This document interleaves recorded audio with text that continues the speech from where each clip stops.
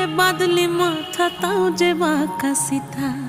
মেদিনীপুরে রায়না চিরন বাঁকুড়ার ওই ফিতা, আর যতন করে বাঁধলি মাথা তাও যে বাঁকা সিথা।